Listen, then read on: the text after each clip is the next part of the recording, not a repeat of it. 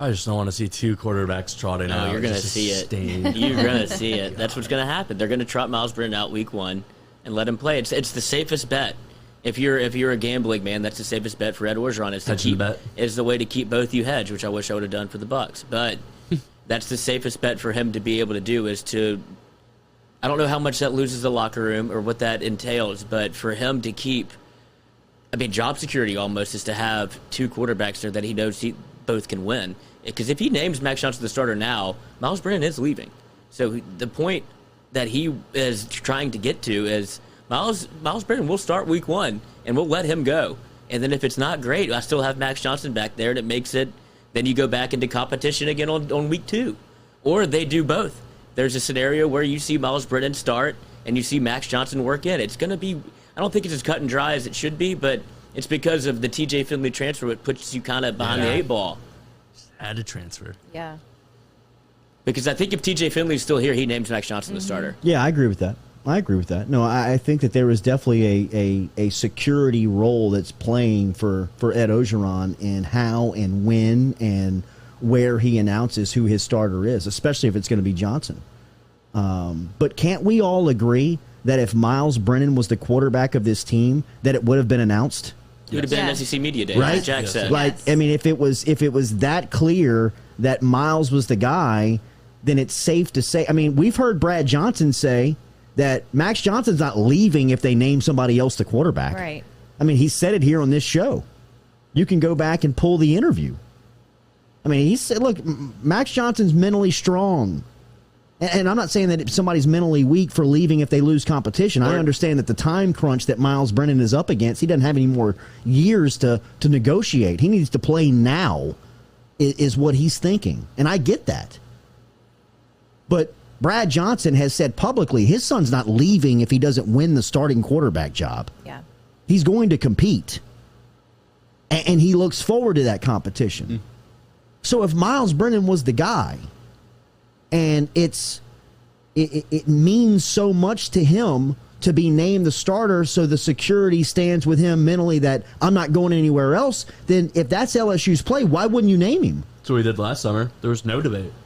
Why wouldn't you take him with you to Birmingham as a fifth-year senior? Exactly. Your quarterback, the face of your program, the voice of your program. And you take Austin Deculus? Oh, so you don't know who the quarterback is. Or it's not Myles Brennan. Mm-hmm. There's a couple of ways to read it. But, if the argument is he's not naming Max Johnson the starting quarterback to keep Myles Brennan happy and secure on the roster, well, then why wouldn't he just name him now if he was the guy? Because he's not the guy. Right? Can't we all take that away?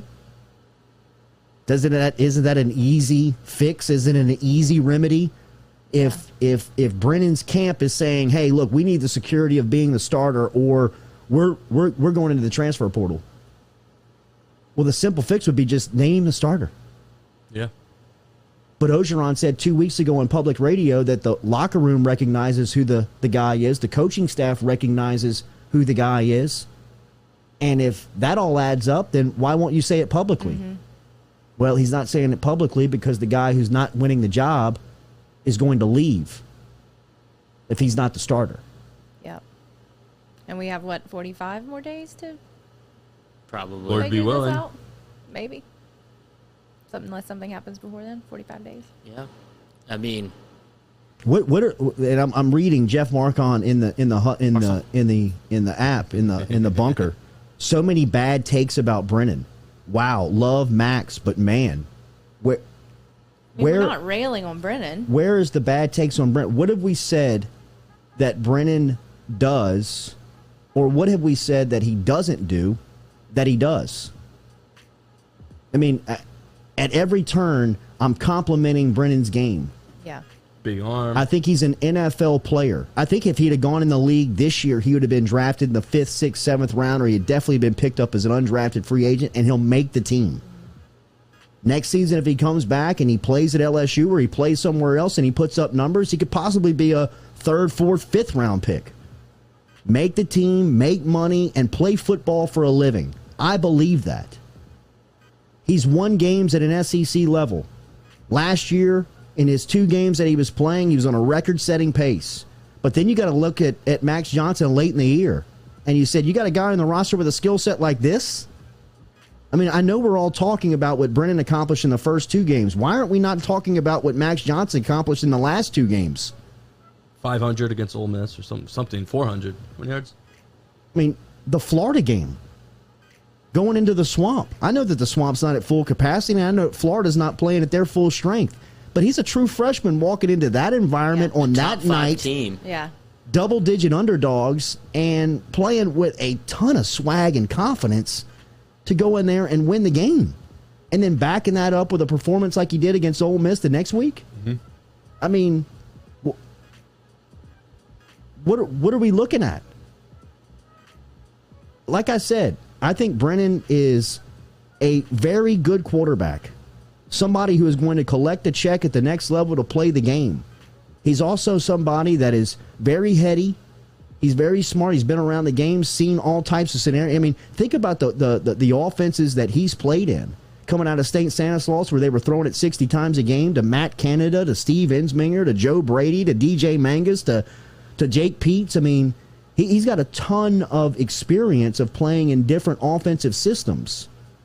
But when it comes down to the 2021 edition of LSU football, and you've got Max Johnson and Myles Brennan on the roster, while both of them are very good and both can win games at a high level for you in college football and in the SEC.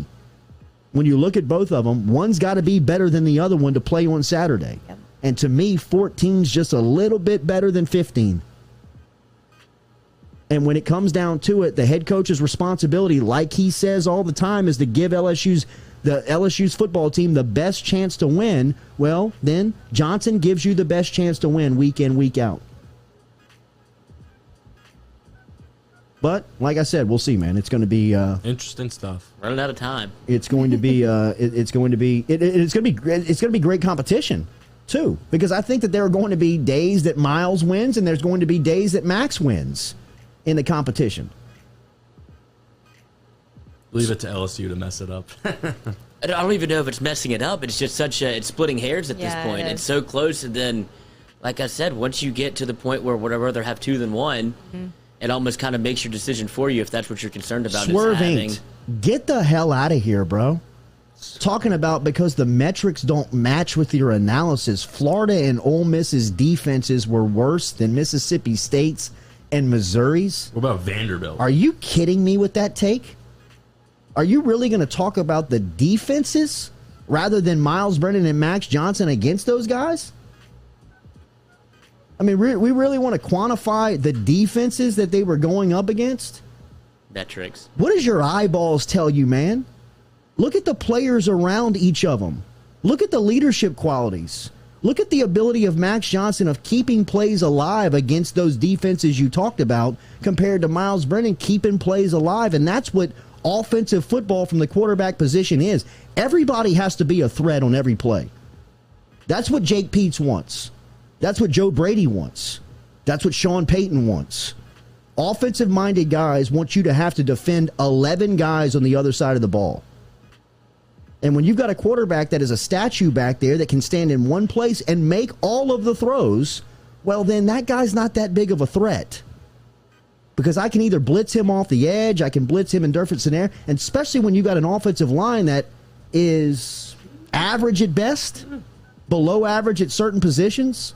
At certain spots, I can isolate one-on-ones and have the advantage and get to your quarterback. Well, your quarterback better be able to move. He better be able to keep plays alive. Just lost his blind side. And that's what you come at me with? It's not a take, it's facts? No, bro, that's weak. Turn on the film and watch the game, and you're going to tell me that stuff? I mean, I get it. You like Myles Brennan. I'm going with Max Johnson. We'll see at the end of the day who plays. Can't even spell his name right. I mean, that's... And we appreciate Swerve and everybody in the bunker for... I get you. It's swerving. No, and this is... I'm not trying to mean, come back tomorrow. I mean, I love that you're here. I want you here. I'm not trying to kick, but That's what makes it great. But it's good debate. Yeah, it's great debate. I'm I mean, telling them, I appreciate everybody in the bunker for making this happen. It's Love a debate. It's great debate. But I mean, Max Johnson's the better quarterback on LSU's team. We can keep going back and forth on all this stuff, but I mean, it's obvious that Max Johnson's the best quarterback on LSU's team. I mean, the head coach says it, the teammates say it, the support staff says it, the rest of the league says it. I mean, when you're talking around LSU, I went on 7 spots on Monday at SEC Media Day talking about LSU football. Everywhere from Huntsville, Alabama, to Atlanta, to Texas, to College Station, to all of the market, Nashville, all of the markets in the SEC. Mm-hmm. Everybody speaks of LSU like Johnson is the guy. I mean, it's not just recognized by us over here, or even Ed Ogeron 2 weeks ago. I mean, the rest of the conference recognizes that Johnson is LSU's quarterback, at least at this point going into the year. He feels like he's the one. He's the one they're more afraid of. Yes. Defensive coordinators sweat Max Johnson much more than they do Myles Brennan. Good debate. Good Very stuff today. good. Thanks, everybody. Tyrus Thomas is getting a COVID test this morning. He really is? Yeah. Okay. You're just He throwing is. it out there Man. like some random excuse. No. He texted. He texted and Oh, said, no. Definition of middle July sports talk. I mean, there's no LSU sets you up for this every time. There's never a dry day with LSU football. No. You can- check out the podcast. It's always brought to you by RMB Builders. Check them out there at rmb-builders.com. They're great, man. You can find them online. They're on social media, whether you need a custom-made home, whether you need a commercially licensed project done, or whether you need some restoration done around the house, or just a simple handyman job. Get in touch with RMB Builders. Rhett Bourgeois and his crew at rmb-builders.com. Enjoy your Wednesday. We'll be back with you tomorrow morning at 7 a.m. as we'll recap the latest on SEC Media Days. We'll hear today from Nick Saban and Mike Leach. We'll recap what those guys have to say over in Birmingham. Who and we'll else? get you set up A&M to and, Vanderbilt. Is Vanderbilt today? Oh, I thank think God, Alabama, Vanderbilt this morning. Must and watch TV. Mississippi Let's live State, tweet A&M this Vanderbilt. afternoon. Who's Vanderbilt's new coach? Oh, I just saw it Chump. yesterday.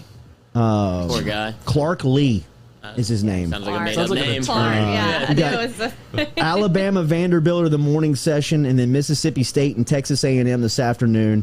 Tomorrow, last day, will be Missouri, Arkansas, and then the final coach that will be presented will be Brian Harsin in Auburn, as they will be there, they'll be there for the final day on SEC Media Days. Swerve Inked. It was good to go back and forth with you. It Facts are was. weak, feels are strong. Swerve, Jay, You're wrong, bro. Jeff. You're wrong. Enjoy your PFF articles, Swerve Inked. Yeah, right. All right, we'll talk to you tomorrow morning, 7 a.m.